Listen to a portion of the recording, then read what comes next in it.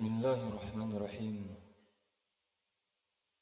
Assalamualaikum warahmatullahi wabarakatuh. Alhamdulillahi rabbil alamin. Alhamdulillahilladzi khalaqal insan 'allamahul bayan.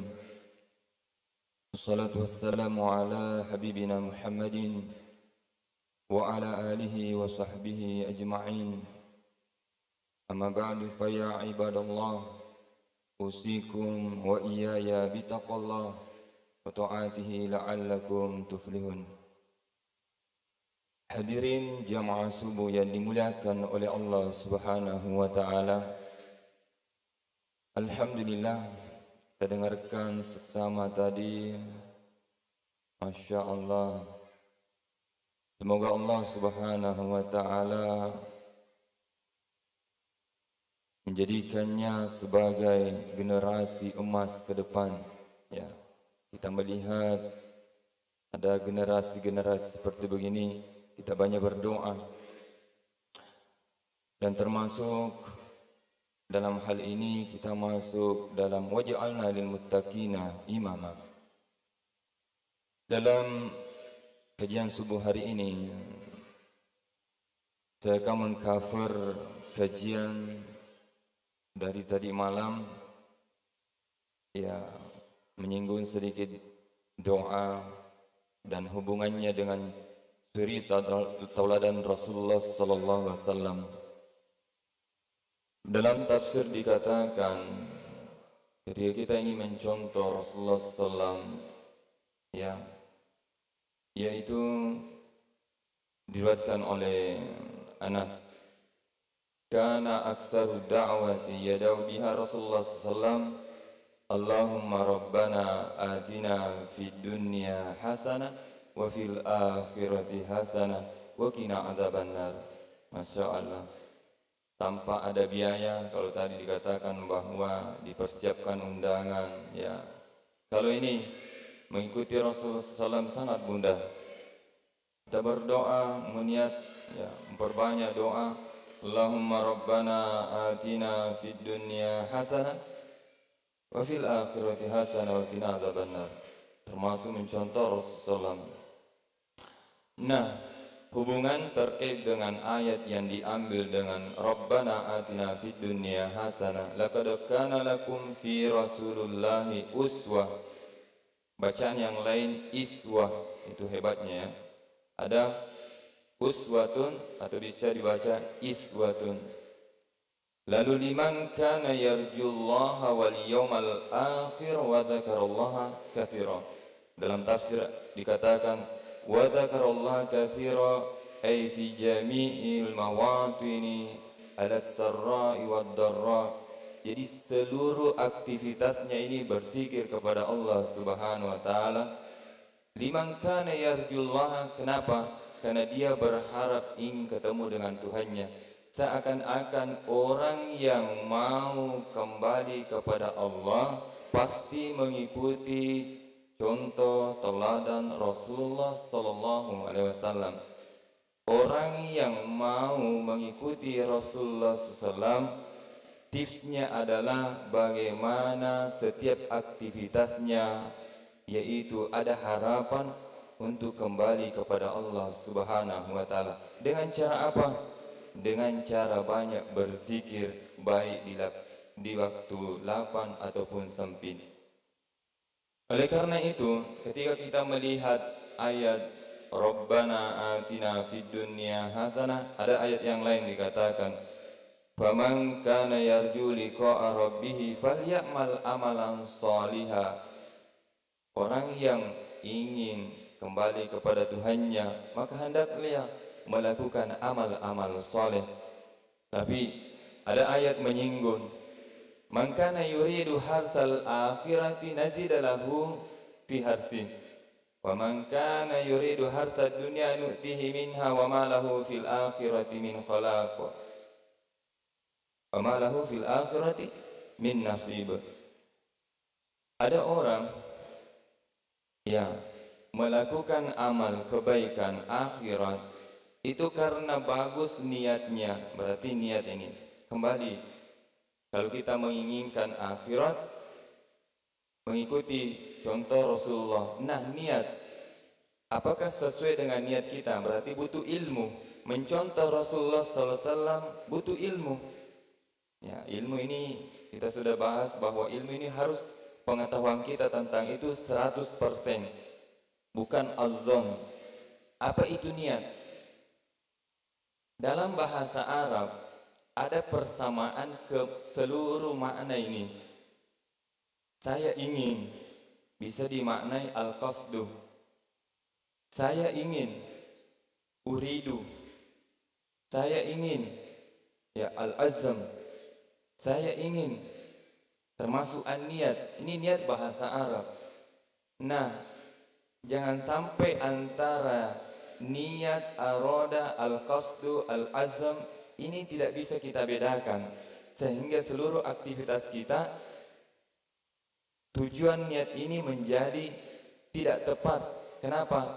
Ternyata kaifiahnya, tata caranya, pelaksanaan niat ini tidak tepat. Akhirnya tujuannya niat yaitu mampu membedakan ibadah dan adat atau kebiasaan hanya menjadi kebiasaan. Kenapa? Karena niatnya tidak benar. Niat ini, niat tinggalnya di dalam hati. Jadi meskipun ada yang melafazkannya, tetapi kalau niatnya yang di dalam hati ini salah, itu tidak dinilai. Maka niat yang paling penting diperbaiki adalah yang ada di dalam hati kita. Lalu niat ini apa? Dalam kitab dikatakan, jadi kita tidak bisa memahami tanpa pemahaman ulama. Ulama memberikan pemahaman kepada kita apa itu niat. Qasdu syai' muqtaranan bi fi'li, menyengaja sesuatu muqtaranan bi fi'li, bersamaan dengan perbuatan. Makanya ketika sholat, Allah menyengaja pada saat mengangkat tangan Allahu Akbar, muncul niat di dalam hati.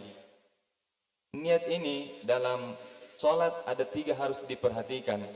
Al-qasdu, niat menyengaja. Kedua, kalaupun sholatnya sholat apa, fardu atau sunnah. Ketiga, imam atau makmum. Ya, al-qasdu terkait dengan menyengaja, kemudian sholat fardu atau sholat sunnah, kemudian ini dia jadi makmum atau imaman. Ya, mau di bahasa Indonesia kan, mau di bahasa Arab kan, mau di bahasa Bugis kan, tergantung di mana. Yang penting niat ini harus kuat di dalam hati. Hadirin yang dimuliakan oleh Allah Subhanahu wa taala, karena kapan ketika kita berada di masjid, saya mau pergi sholat, itu arada, namanya arada. Kalaupun sudah dekat, ya sudah di depan pintu, wah saya menyengaja betul, itu terkadang maknanya al-azam. Makanya dalam puasa ini saja yang dikehendaki al-azam, bukan niat. Karena tidak ada pun yang mampu untuk menepati waktunya pas terbitnya fajar langsung kita niat. Oleh karena itu ulama kita memberikan kesunahan, ya, bagaimana niat puasa ini setiap malam dan di waktu sahur, supaya betul-betul niat kita ini kuat. Ya, nanti secara psikologi sebenarnya ada dampaknya, tetapi kita mengikuti sunnah Rasulullah SAW.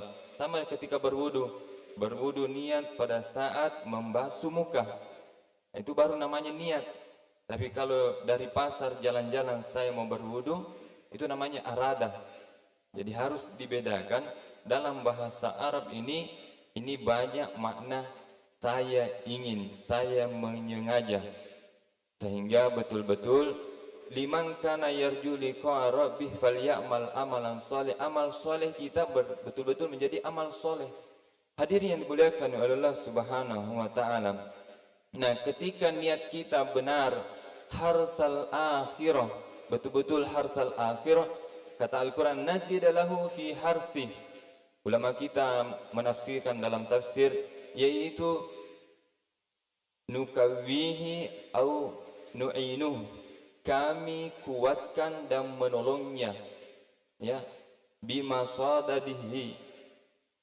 Jadi dalam hal nazidahu bukan berarti pahalanya, tapi dalam hal pekerjaannya ini kita semakin dikuatkan Allah Subhanahu wa taala. Misalnya puasa, Allah Subhanahu wa taala memberikan kekuatan kepada kita dan menolong kita karena ada niat untuk ibtigo wajhillah, ibtigo mardatillah, karena Allah Subhanahu wa taala. Jadi kalau niat kita karena akhirat, karena lillahi ta'ala, maka Allah Subhanahu wa ta'ala menguatkan kita dan menolong kita. Berbeda kalau niatnya wa innama sa'yuhu li dunya la yahsul lahu fid dunya wala fil akhirah. Orang yang hanya niatnya usaha untuk dunia saja, bahkan kalau dalam hadis dikatakan kam min amalin yatasawwaru bi suratil a'malil akhirah, ada banyak amal ibadah bentuk amalan akhirat, ya, namun karena bisu ini ya yatasawwaru ay yasiru bi a'malid dunya, sehingga amal-amal akhirat ini menjadi amal dunia saja. Maka alangkah ruginya kita kalau betul-betul kita tidak memperbaiki niat, tidak mempelajari bagaimana niat kita. Hadirin yang dimuliakan Allah Subhanahu wa taala. Oleh karena itu juga ketika berdoa dikaitkan dengan Rabbana atina fid dunya hasanah. Dalam tafsir dikatakan, ya, Rabbana atina fid dunya hasanah. Biasa kita dianjurkan di sini, biasanya imam dianjurkan berhenti. Rabbana atina fid dunya hasanah. Karena setiap manusia ini beda-beda keinginannya, dan tafsirnya terkait dengan Rabbana atina fid dunya hasanah, ada mengatakan al-ilmu wal ibadah. Yang dimaksud fid dunya hasanah adalah ilmu dan ibadah. Ada mengatakan bahwa imra'atus salihah, ada mengatakan al-afiyah, kesehatan. Ada banyak. Ila ghairi dzalika mimma ishtamalat alaihi ibaratul mufassirin. Dan banyak penafsiran ulama-ulama mufassir terkait dengan fid dunya hasanah. Oleh karena itu, karena Rasulullah sallallahu alaihi wasallam, ya, ada rajulan minal muslimin, dikatakan dalam sebuah hadis an Anas, diriwayatkan oleh Imam Ahmad, bahwa pernah suatu ketika Rasulullah sallallahu alaihi wasallam mengunjungi satu orang muslim, ya, pada sara misla al-far. Diceritakan bahwa lelaki ini, ya, sangat lemah seperti burung tidak berdaya. Seperti burung tidak berdaya, pokok lemah sekali. Faqala Rasulullah sallallahu alaihi wasallam, maka Rasulullah sallallahu berkata kepadanya, ya, hal tas'alhu iyyah, apakah kamu tidak berdoa kepada Allah Subhanahu wa taala? Faqal, na'am, aqulu Allahumma ma kunta mu'aqibi bihi fil akhirah fa'ajilhu li fid dunya. Biasa ada orang karena terkena penyakit dan menyadari ada kesalahannya, ya. Ini dia, ada lelaki di zaman Nabi. Dia mengatakan, ya Allah, ketika saya ingin diazab di akhirat nanti karena dosa-dosa yang saya lakukan, azablah saya di dunia ini, percepatlah azab saya. Langsung Rasulullah SAW terkejut, subhanallah, la tutiquhu la tastati'uhu, kamu tidak akan mampu menahan azab Allah di dunia ketika mau diazab dengan apa? Perbuatan dosa kamu. Halan, kenapa kamu tidak berkata Allahumma rabbana atina fid dunya hasanah wa fil akhirati hasanah wa qina adzabannar?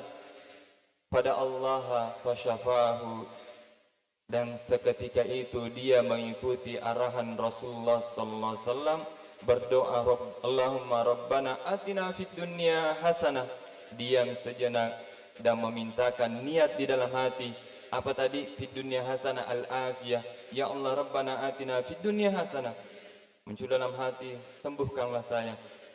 Apa yang terjadi? Fasyafahu, lelaki tadi ini disembuhkan oleh Allah Subhanahu wa taala.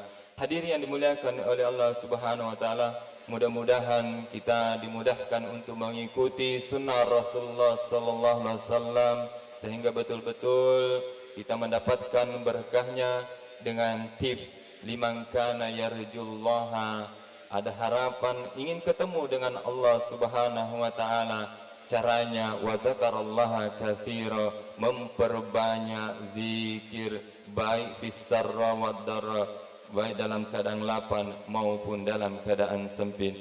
Hadirin yang dimuliakan oleh Allah Subhanahu wa taala, ada banyak sebenarnya penafsiran dan masih banyak pemahaman terkait liman kana yarju dan Rabbana atina fid dunya hasanah.